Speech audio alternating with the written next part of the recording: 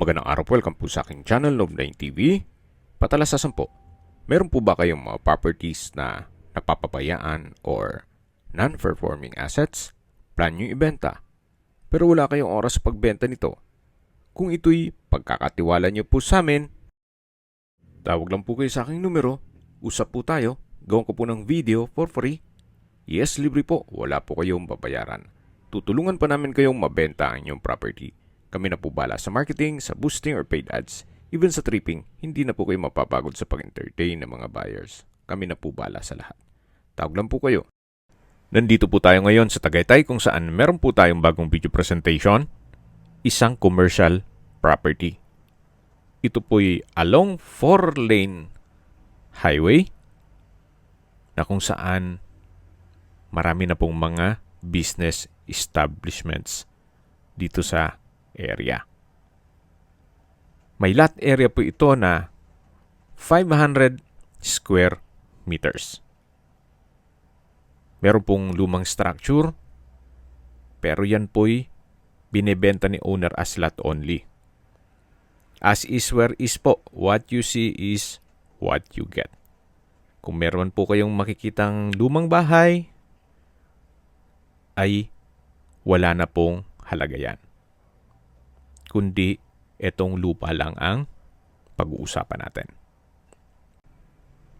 Mula po sa highway, meron pong secondary road, kaya para pong corner lot po ito. Tungkol naman sa dokumento, ito po'y titulado, buhay po ang may-ari, kaya wala po kayong maging problema sa documentation o sa transfer ng title. Sa mga naghahanap po ng commercial property, especially maliit na sukat ng lupa, na malapit po sa Tagaytay City Hall, Mahogany Market, Sky Ranch, at along the highway, well, ito na po yung hinahanap nyo. Bira na po ang nagbebenta ng ganitong property dito sa mismong sentro ng Tagaytay. Kaya grab niyo na po ang opportunity. Reason for selling ni owner, madalas po nasa Amerika na po sila. Kaya kung sakali man na ang interested buyer ay nandyan din po, mas mapapabilis ang inyong transaksyon. Pero kung sakali man po na ang buyer ay nandito lang sa Pilipinas, wala pong problema, gawa ng meron naman po silang kamag-anak dito na pwedeng i-assist kayo. As per owner instruction, makikipag-negotiate lang po sila sa mismong buyer, hindi po sa trustee. Okay, sa presyo na po tayo. Binibenta po ito ni owner sa halagang 25,000 pesos per square meter net. Ibig pong sabihin, si buyer na po ang sasagot sa lahat ng taxes at expenses with regard to documentation.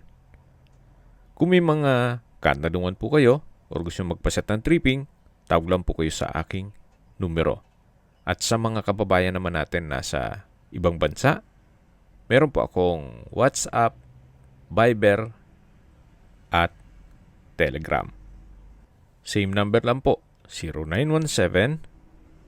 0917-316-3399. Sa mga nagtatanong naman po ng aming Facebook, meron po aming Facebook page na Love9 TV at Facebook Real Video. Meron din pong TikTok at Instagram. May ibang YouTube channel po kami, the Love9 TV channel, Love9 TV Listings, Love9 TV On The Spot, Love9 TV Updates, at Love9 TV House Rental. Sana po naibigyan nyo ang video presentation. Paki-like and subscribe na lang po sa aking channel para ma-update din po kayo sa aking future listings. Kung sakali po hanap nyo yung mas malaking sukat ng lupa, meron din po kami ibang listings na pwede nyong pagpilian. Huwag po kayong mag-atubiling tumawag sa amin.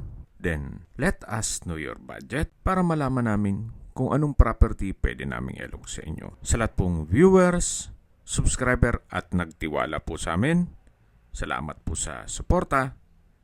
Ingat po kayo lagi at yung pamilya. Maraming salamat po.